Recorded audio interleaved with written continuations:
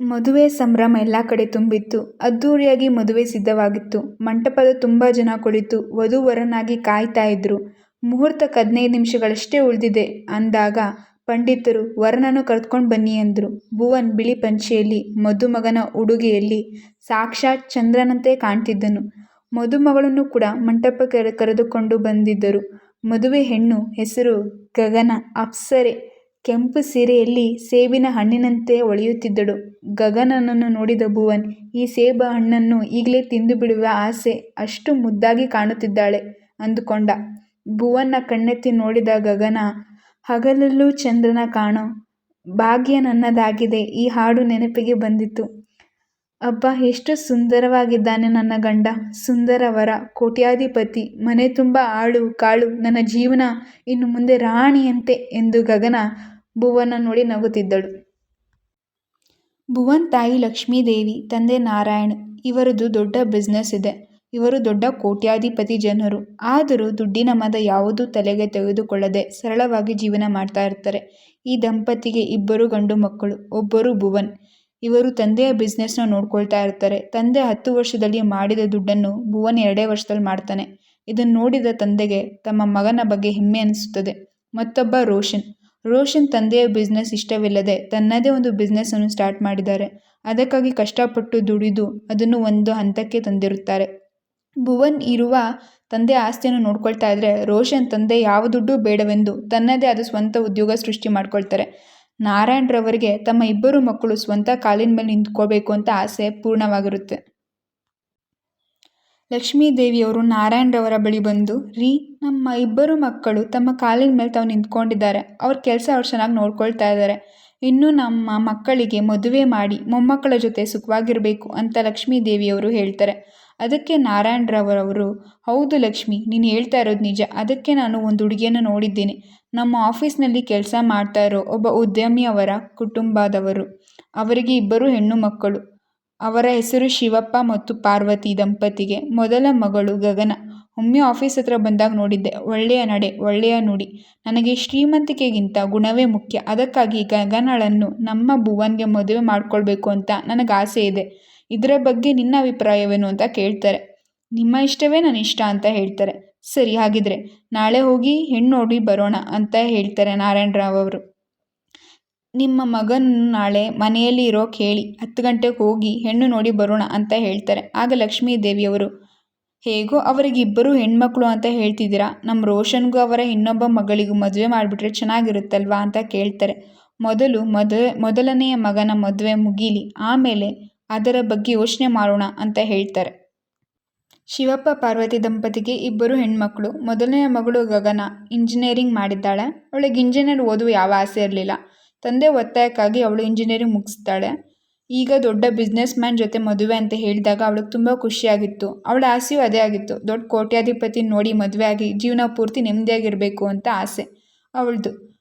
ಮತ್ತೊಬ್ಬ ಮಗಳು ಪೂರ್ವಿ. ಇವಳನ್ನು ಬಿಸ್ನೆಸ್ ವುಮೆನ್ ಮಾಡಬೇಕು ಅಂತ ಶಿವಪ್ಪನವರಿಗೆ ಆಸೆ. ಅದಕ್ಕಾಗಿ ಇವರು BCom ಪದವಿಯನ್ನು ಓದ್ತಾ ಇದ್ದಾರೆ. ಅಕ್ಕನ ಮದುವೆ ಸುದ್ದಿ ಕೇಳಿ ಪೂರ್ವಿಗೂ ಕೂಡ ತುಂಬ ಖುಷಿಯಾಗಿತ್ತು. ಹೆಣ್ಣು ನೋಡಲು ಬಂದವರಿಗೆ ಹೆಣ್ಣು ತುಂಬ ಇಷ್ಟ ಆಗಿ 15 ದಿನಗಳಲ್ಲೇ ಮದುವೆ ಮುಗಿಸ್ಕೊಡಿ ಎಂದು ಬೇಡಿಕೆ ಇಟ್ಟರು. ವರದಕ್ಷಿಣೆ ಏನೂ ಬೇಡ, ಎಲ್ಲ ಖರ್ಚು ನಾವೇ ಹಾಕಿ ನಿಮ್ಮ ಮಗಳನ್ನು ಮದುವೆ ಮಾಡ್ಕೋತೀವಿ ಅಂತ ಹೇಳಿದರು. ಇದನ್ನು ಕೇಳಿದ ಶಿವಪ್ಪ ಪಾರ್ವತಿ ದಂಪತಿಗೆ ತುಂಬ ಖುಷಿಯಾಯಿತು. ಅಲ್ಲಿಂದ ಎಲ್ಲ ಭರ್ಜರಿಯಾಗಿ ಮದುವೆ ಸಂಭ್ರಮ ಶುರುವಾಯಿತು. ಅಂತೂ ಇಂತೂ ಇನ್ನು 15 ನಿಮಿಷಗಳಲ್ಲಿ ಗಗನ ಶಿವಪ್ಪನಿಂದ ಗಗನ ಭುವನ್ ಚಕ್ರವರ್ತಿ ಆಗುತ್ತೀನಿ ಎಂದು ಗಗನ ಕೂಡ ತುಂಬ ಖುಷಿಯಾಗಿದ್ದಳು. ಪೂರ್ವಿ, ಪಾರ್ವತಿ, ಶಿವಪ್ಪ 3 ಜನ ಮದುವೆ ಗಡಿಬಿಡಿಯಲ್ಲಿ ಓಡಾಡ್ತಾ ಇದ್ರು. ಮತ್ತೊಬ್ಬರನ್ನು ನೋಡಿಕೊಳ್ಳಲಾಗದಷ್ಟು ಗಡಿಬಿಡಿ ಇತ್ತು. ಕೊನೆಗೂ ಭುವನ್ ಗಗನ ಕುತ್ತಿಗೆ ತಾಳಿ ಕಟ್ಟಿ ಎಲ್ಲ ಶಾಸ್ತ್ರ ಸಂಪ್ರದಾಯವನ್ನು ಮುಗಿಸಿ ಗಗನಳನ್ನು ಮನೆಗೆ ಕರೆದುಕೊಂಡು ಹೋದರು. ಅವಳಿಗೆ ಮನೆ ಹೊಸದಾಗಿರೋದ್ರಿಂದ ಹೊಂದ್ಕೊಳ್ಳೋ ಕಷ್ಟ ಅಂತ ಪೂರ್ವಿಯನ್ನು ಕೂಡ ಜೊತೆ ಕರ್ಕೊಂಡು ಹೋದರು. ಪೂರ್ವಿ ತಾಯಿ, 1 ವಾರದಲ್ಲಿ ಬೀಗರೂಟ ಇದೆ, ಅವತ್ತು ನಿನ್ನ ಮನೆಗೆ ಕರ್ಕೊಂಡು ಹೋಗ್ತೀವಿ, ಅಲ್ಲಿವರೆಗೂ ಅಕ್ಕನ ಜೊತೆ ಇರಮ್ಮ ಅಂತ ಹೇಳಿ ಕಳಿಸಿಕೊಟ್ರು ತಮ್ಮ 2 ಹೆಣ್ಣು ಮಕ್ಕಳನ್ನು. ಗಗನ ಹತ್ರ ಸೇರು ಹೊತ್ಸಿ ಮನೆಗೆ ಕರ್ದ್ಕೊಳ್ತಾರೆ. ಮನೆಗೆ ಬಂದೊಡನೆ ಅವಳ ಕೈಯಲ್ಲಿ ದೇವ್ರಿಗೆ ಪೂಜೆ ಮಾಡಿಸಿದ್ರು. ಗಗನ ಮತ್ತು ಪೂರ್ವಿ ಇಬ್ಬರಿಗೂ ಒಂದೇ ರೂಮ್ ಕೊಟ್ಟು, ಇಬ್ಬರು ಫ್ರೆಶ್ ಆಗಿ ಬನ್ನಿ, ಎಲ್ಲರೂ ಸೇರಿ ಊಟ ಮಾಡೋಣ ಅಂತ ಲಕ್ಷ್ಮೀ ದೇವ್ರು ಹೇಳ್ತಾರೆ. ಆಗ ಗಗನ, ಪೂರ್ವಿ, ನನಗೆ ತುಂಬ ಖುಷಿ ಆಗ್ತಿದೆ, ನಾನು ಈ ಮನೆ ಸೊಸೆ ಅಂತ. ನನ್ನ ಗಂಡ ನಾನು ತವರು ಬಿಟ್ಟು ಬರ್ತಿದ್ದೀನಿ ಅಂತ ಅಳುವಾಗ ಅವ್ರ ತೋಳಿನಲ್ಲಿ ನನ್ನ ತಗೊಂಡು ನನ್ನ ಕಣ್ಣು ಒರೆಸಿ ಮಗುವಿನ ಹಾಗೆ ನನ್ನನ್ನು ಮುದ್ದಿಸಿದ್ರು. ನನ್ನ ಅತ್ತೆ ತಾಯಿಯಾಗಿ ನನ್ನನ್ನು ಅವರ ಹೃದಯ ಬಳಿ ಇರಿಸಿ, ಅಳಬೇಡ ಕಂದ, ಇನ್ಮೇಲೆ ನಾನೇ ನಿನ್ನ ತಾಯಿ ಎಂದರು. ನನ್ನ ಮಾವ ಕೂಡ ನನ್ನನ್ನು ಎಷ್ಟು ಚಂದವಾಗಿ ನಗಿಸಲು ಪ್ರಯತ್ನ ಪಟ್ಟರು. ನನ್ನ ಮೈದ್ನ ಸ್ವಂತ ತಮ್ಮನಂತೆ ಇದ್ದಾರೆ. ನನ್ನ ಕಾಲು ಎಳೀತಾರೆ. ನಾನು ತುಂಬ ಲಕ್ಕಿ.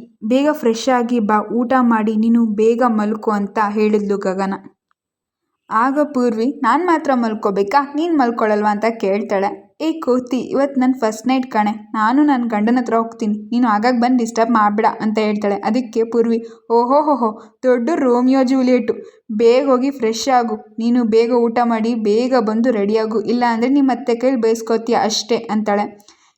ನನಗೆ ಸೀರೆ ಉಡೋಕ್ಕೆ ಬರಲ್ಲ ಕಣೆ ಪೂರ್ವಿ, ಬೇಗ ಬಾರೆ, ಬೇಗ ಊಟ ಮಾಡಿ ಬಂದು ನನಗೆ ಸೀರೆ ಉಡ್ಸೆ ಪೂರ್ವಿ ಅಂತ ಹೇಳ್ತಾಳೆ. ಅದಕ್ಕೆ ಪೂರ್ವಿ, ಅಕ್ಕ ಇವತ್ತು ಸೀರೆ ಏನು ಬೇಡ, ಹಾಗೆ ಹೋಗೆ ಅಂತಾಳೆ. ಆಗ, ಆಗ್ತೀನಿ ಕೋತಿ, ಸುಮ್ಮನೆ ಬೇಗ ಬರ್ತೀಯ ಇಲ್ವಾ ಅಂತಾಳೆ. ಸರಿ ಅಕ್ಕ ನಡಿ, ಹೊಟ್ಟೆ ತುಂಬ ಹಸೀತಿದೆ ಅಂತ ಹೊರಡ್ತಾರೆ. ಅವತ್ತು ಎಲ್ಲ ಒಟ್ಟಿಗೆ ಊಟ ಮಾಡ್ತಾರೆ. ಪೂರ್ವಿ ಗಗನಳಿಗೆ ಸೀರೆ ಉಡಿಸಿ ಸಿಂಪಲಾಗಿ ರೆಡಿ ಮಾಡ್ತಾಳೆ. ಲಕ್ಷ್ಮೀ ದೇವ್ರು ಬಂದು ನೋಡಿದಾಗ ಗಗನ ತುಂಬ ಮುದ್ದಾಗಿ ಕಾಣ್ತಾ ಇರೋದು ನೋಡಿ ಖುಷಿ ಆಗುತ್ತೆ. ಪೂರ್ವಿ, ನೀನು ಇಲ್ಲೇ ಮಲ್ಕೊಳ್ಳಮ್ಮ, ನಿಮ್ಮ ಜೊತೆ ನಾನು ಇಲ್ಲೇ ಮಲ್ಕೋತೀನಿ, ಭಯ ಪಡೆದೆ ಮಲ್ಕೋ, ಒಂದು 5 ನಿಮಿಷ ಗಗನಳನ್ನು ಭುವನ್ ರೂಮಿಗೆ ಬಿಟ್ಟು ಬಂದುಬಿಡ್ತೀನಿ ಅಂತ ಹೇಳ್ತಾರೆ. ಪರವಾಗಿಲ್ಲ ಆಂಟಿ, ನಾನೊಬ್ಬಳೇ ಮಲ್ಕೋತೀನಿ, ನಿಮ್ಮ ರೂಮಿಗೆ ನೀವು ಹೋಗಿ ಅಂತ ಹೇಳ್ತಾರೆ. ಸರಿಮ್ಮ ಅಂತ ಹೇಳಿ ಗಗಳನ್ನ ಕರ್ಕೊಂಡು ಭುವನ್ ರೂಮಿಗೆ ಹೋಗ್ತಾರೆ. ಯಾವುದೂ ಹೆದರ್ಕೋಬೇಡ ಮಗಳೇ, ಎಲ್ಲ ಒಳ್ಳೆಯದಾಗುತ್ತೆ, ಒಳ್ಳೆ ಜೀವನ ಶುರು ಮಾಡಿ ಅಂತ ಹೇಳಿ ಗಗಳನನ್ನು ಭುವನ್ ರೂಮಿಗೆ ಕಳಿಸಿ ಅವ್ರ ತಮ್ಮ ರೂಮ್ಗೆ ಹೋಗ್ತಾರೆ. ಪೂರ್ವಿಗೆ ನಿದ್ದೆ ಬರ್ತಾ ಇರಲ್ಲ. ಅಯ್ಯೋ, ಅಕ್ಕ ಇದ್ದಾಗ ಅವ್ರ ಜೊತೆ ಜಗಳ ಮಾಡ್ಕೊಂಡು ಅವಳನ್ನು ತಬ್ಕೊಂಡು ಮಲಗ್ತಾ ಇದ್ದೆ, ಇವತ್ತು ಅವಳಿಲ್ವಲ್ಲ, ಏನು ಮಾಡೋದು ಅಂತ ಯೋಚನೆ ಮಾಡ್ತಾ ಹಾಗೆಯೇ ಗಾರ್ಡನ್ ಕಡೆ ಹೋಗ್ತಾಳೆ ಪೂರ್ವಿ.